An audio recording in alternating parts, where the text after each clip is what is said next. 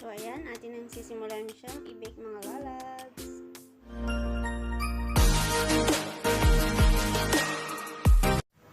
Hi guys! Welcome back to my YouTube channel. So mga lalabs ko, gagawa tayo ngayon ng simpleng merienda. At kung nakita nyo naman sa ating thumbnails na baked butche ang ating ginawa. So mga lalabs ko, ang butche kasi mga lalabs ko ay ginagamit o method namin na sa pagluluto na deep frying. So ngayon, ang gagawin nating method ay bake. So tignan natin kung okay ba ang bake sa butche nito. At ito yung napakasimpleng merienda at masarap talaga mga lalabs ko. At sigurado magugustuhan nito ng inyong mga mahal sa buhay, ng ating mga anak, ng ating asawa. So let's see it! So tara na at ating simulan ang ating pagluluto ng ating simpleng merienda na murang-mura na, sulit sa ating mga bulsang mga mommies na tulad ko. So tara na mga mommies ko! So guys, ang ating ingredients ay sweet potato. So ang sweet potato natin ay nimas na natin siya. At saka meron tayong flour, condensed milk, baking soda, salt, and egg. So yan lang ang ating ingredients guys. So itong butching to guys, actually niluluto namin to ng deep fry. So iibahin natin. So may version of butche. Instead of deep frying, gagawin natin siyang bake. And of course, ang butchi sa amin walang ganito, egg at saka yan.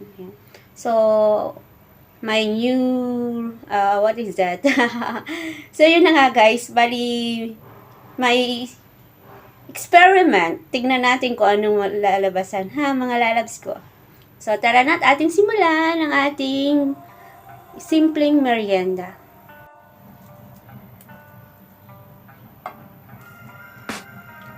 So, ilalagay na natin mga lalabs ko ang condensed. Pero hindi natin siya ilalahat lang mga lalabs ko ha. Kasi madami siya kung ilalahat natin.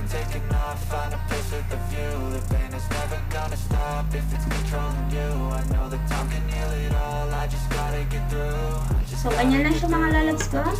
At ilagay na natin ang asin at baking soda.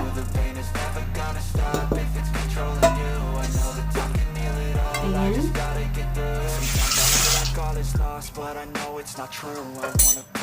So mga lalabs ko, bali ito yung napakasimpleng ano lang ha, mga simpleng merienda natin mga lalabs. So itong kamote mga lalabs ko ay atin ng minasa. Yan. So hinalo na natin ng gatas. Sa tingin ko hindi kasi ang ating gatas. So lagdagan natin.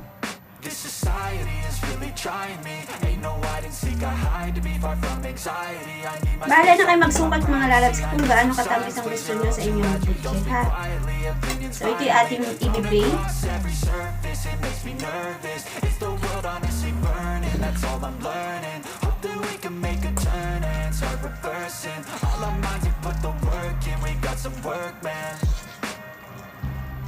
So, atin lang paghahalo-haluin ang ating mga ingredients bago natin siyang i-bake mga lalabs.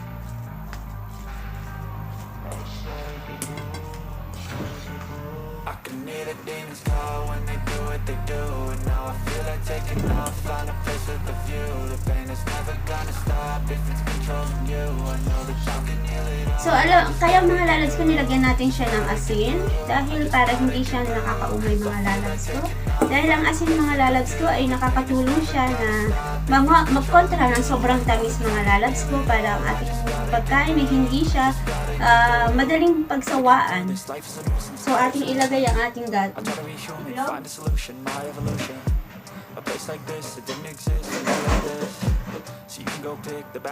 So ating ano yun ang itong mga lalabs ko dito.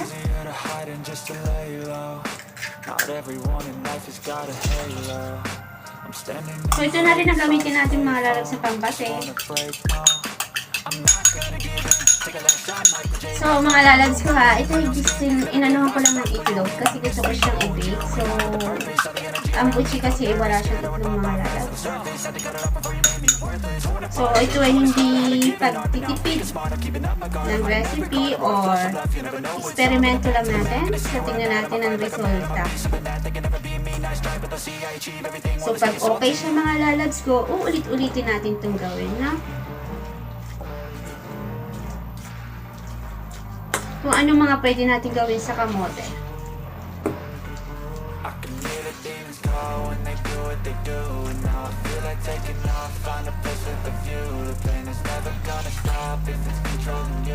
So, hindi natin siya pwedeng lagyan ng tubig kasi hindi natin siya mabibilog kapag nilagyan natin siya ng tubig.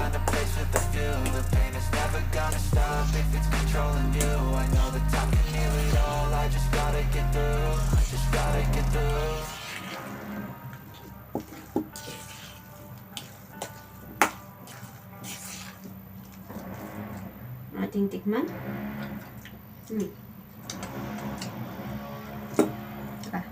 Ating mga lalabs ko ang ating harina.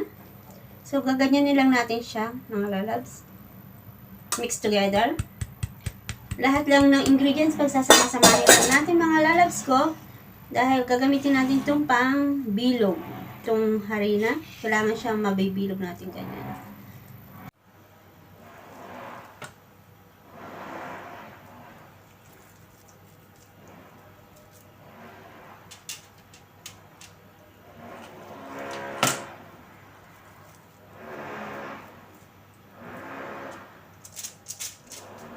So, ayan na mga lalabs ko. Atin na siyang i-bake mga lalabs ko instead of deep frying. Tignan natin kung okay siya sa bake.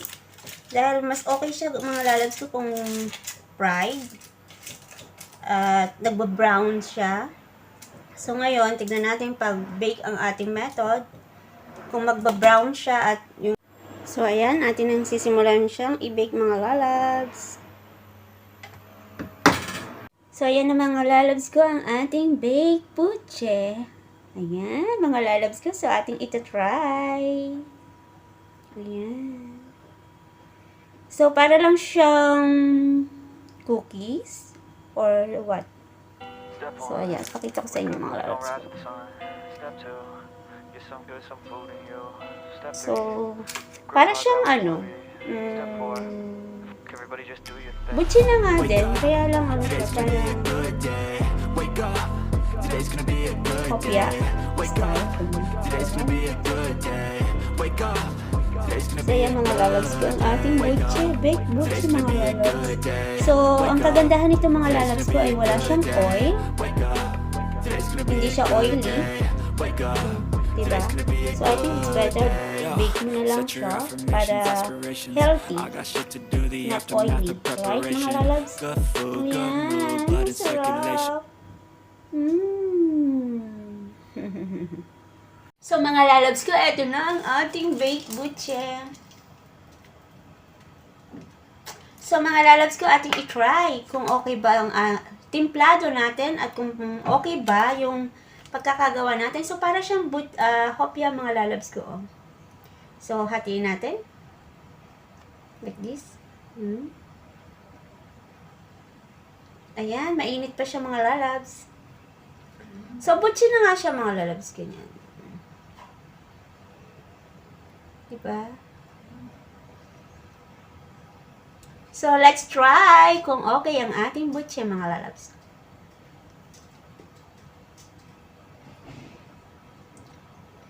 Sarap. Sarap sa kape. As in, ang sarap niya, mga lalabs. I love it, mga lalabs ko. As in. You see?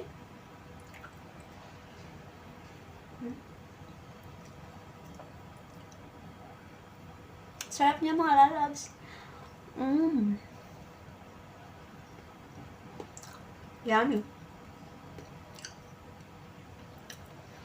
So, mga lalabs ko, i-recommend ko to sa inyo mga lalabs ko. Ang ating lang ingredients ay isang itlog, dalawang sweet potato, flour, and salt, a bit salt, and baking powder. No, not baking powder. It's a baking soda and condensed milk. So, nilagyan natin ng konting sugar din. So, ito na siya mga lalabs ko. Ang sarap niya mga lalabs ko. I-try nyo to sa mga anak niya mga lalabs ko. At masarap na pang Meryenda. Ang sarap.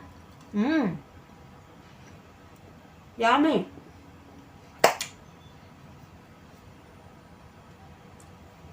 So, paano mga lalabs ko? At hanggang dito na lang. At sana may naitulong ako sa inyo sa pag-share, sa paggawa ng simpleng merienda para sa ating mga chikiting. So, talaga naman ang sarap niya mga lalabs, as in. One more. One more.